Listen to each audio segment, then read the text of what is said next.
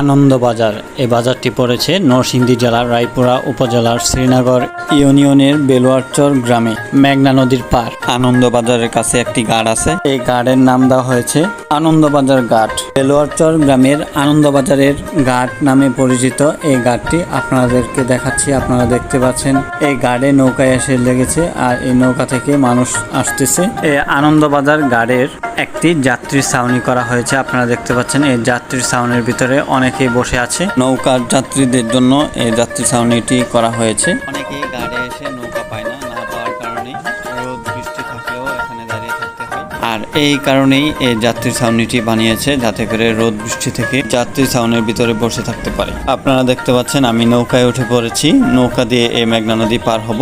পার হয়ে যাব চৌষবুদ্দি ইউনিয়নের বাটখলা গ্রামের বাটখলা ঘাটে। নৌকা মেঘনা নদীর মাঝখানে চলে এসেছে।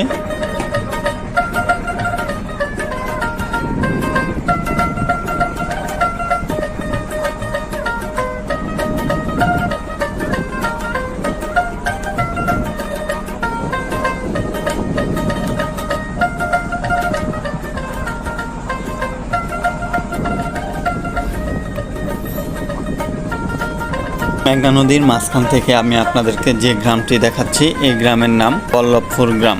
এই গ্রামটি অনেকটাই ভেঙে গেছে মেঘনা নদীর ভাঙনে।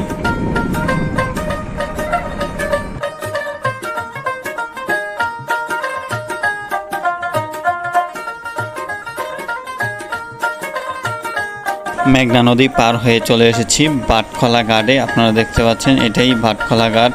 এই ঘাটের আরেকটি নাম আছে বাটখলা লেজুর বাড়ির ঘাট নামে পরিচিত এই ঘাট।